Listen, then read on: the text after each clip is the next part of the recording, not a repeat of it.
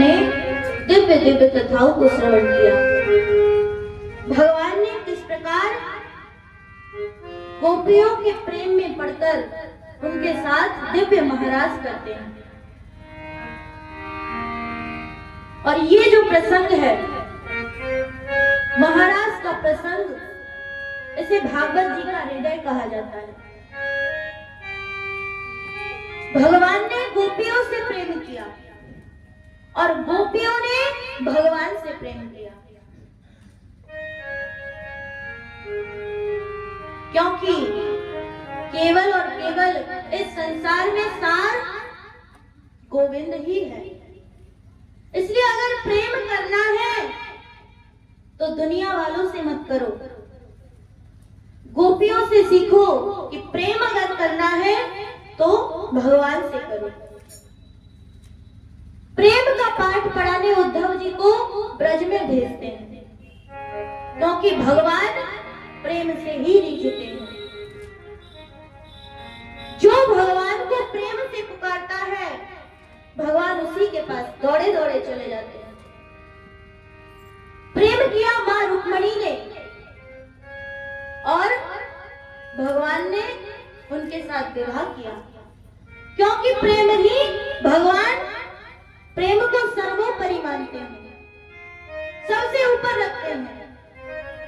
लेकिन हम लोग दुनिया वालों से प्रेम करते हैं। दुनिया में जो स्त्री पुरुष का प्रेम है हम लोग सोचते हैं वही सर्वश्रेष्ठ है और हम लोग वही करते हैं। दूसरे पुरुष को देखकर के मोहित हो जाते हैं या दूसरी स्त्री को देखकर के मोहित हो जाते हैं। लेकिन अगर प्रेम करना है तो प्रेम किससे करना है? भगवान से करना है। ये संसार प्रेम करने का लायक नहीं है। यहाँ पर कोई भी प्रेम करने का लायक नहीं है। किससे प्रेम करे? और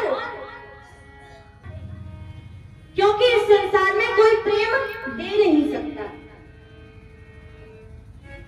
संसार का नियम यही है, अगर किसी से आपने प्रेम कर लिया तो आपको प्रेम मिलेगा नहीं। ठीक है, आपको प्रेम करना है तो आप प्रेम करो, परंतु प्रेम करने के बदले में उससे प्रेम मत मांगो, क्योंकि वो देगा नहीं।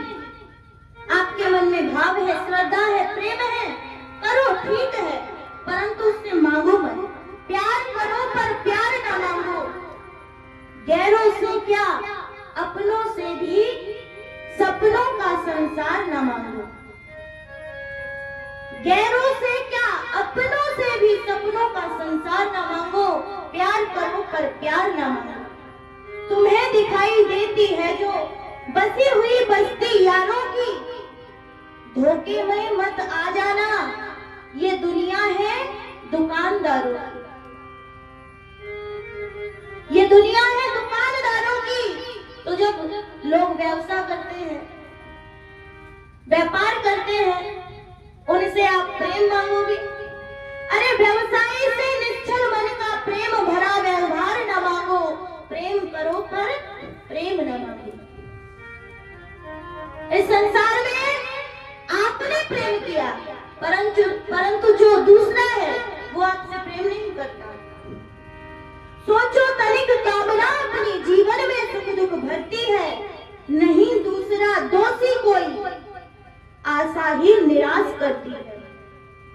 क्षणभंगुर विषयों से सुख का स्थायी आधार न मांगो। प्यार करो पर प्यार न मांगो। गैरों से क्या अपनों से भी सपनों का संसार न मांगो। प्यार करो पर प्यार न मांगो। जिसने जगत बनाया जग में उसकी ही इच्छा चलती है। जिसने जगत बनाया जग में उसकी ही इच्छा चलती है। बात कभी की अलग, हमेशा दिल की दाल नहीं गलती है। हमारे मन में कितना ख्वाब आ जाता है पर वो कभी पूरा नहीं होता। दिल की दाल नहीं गलती है। मुक्ति का उपाय सोचो, कुछ भक्ति का भंडार न मांगो।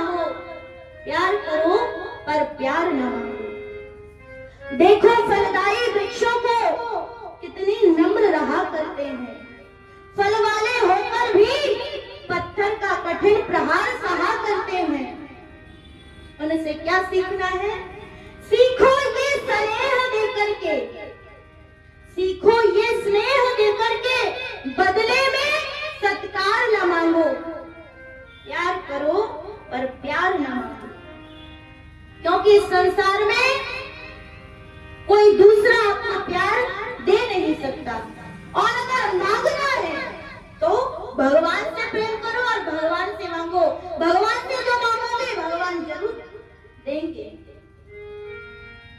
रुक्मिणी मैया ने प्रेम किया और मांगा कि प्रभु आप मुझसे विवाह कर लीजिए, हरण करके ले जाइए। भगवान ने पूरा किया। भगवान आए, हरण करके ले गए और उनसे विवाह करते हैं, क्योंकि प्रेम उसी को भगवान ने सर्वोपरि माना है। और कल हमने सुंदर भगवान का विवाह हुआ था, ये प्रसंग श्रवण किया। आगे श्री सुखदेव जी कहते हैं कि यहाँ पर मां रुक्मिणी के गर्भ से एक बालक का जन्म होता है, जिसका नाम प्रद्युम्न रखा गया। परंतु यहाँ पर भी भगवान के शत्रुओं की कमी नहीं है। संबरासुर उसने सुन रखा था कि द्वारिकाधीश के जो पुत्र होंगे वो मेरा काल होगा। तो जब उसको पता चला कि प्रद्युम्न जी का जन्म हुआ है, तो जब प्रद्युम्न जी 10 दिन के थे तो संबरासुर आता है और उस 10 दिन के बालक को उठा करके ले जाता है कि मैं इसको ही मार दूंगा तो मैं मरूंगा नहीं, मैं बच जाऊंगा। प्रद्युम्न जी को उठा करके ले गया। क्यों?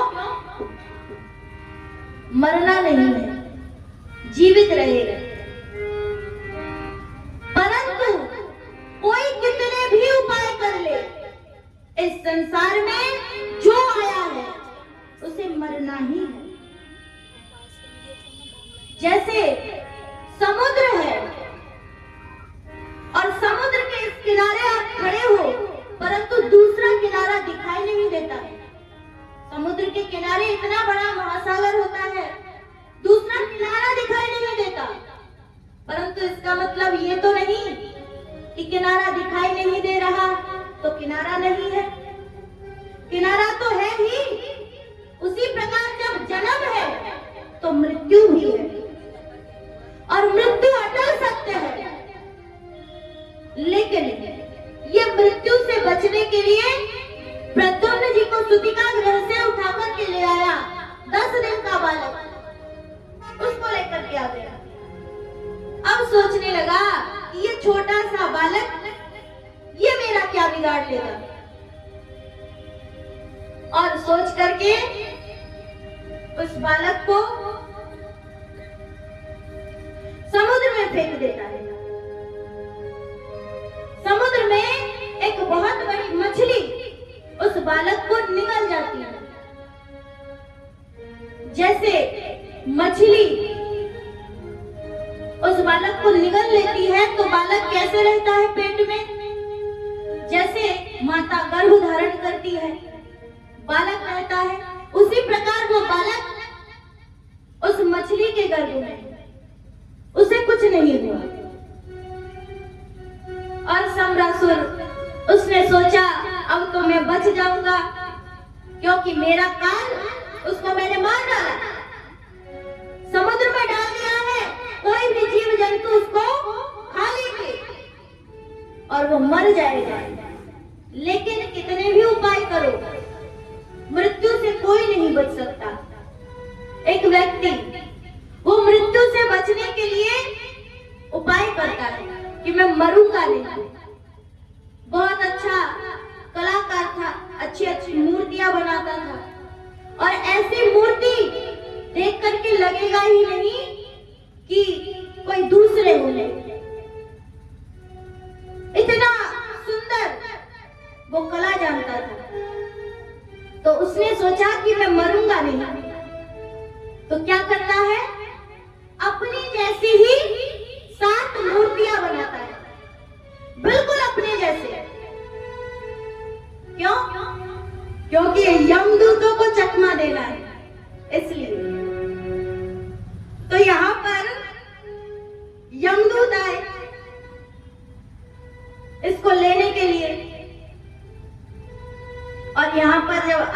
करके देखा तो क्या देख रहे हैं यमदूत?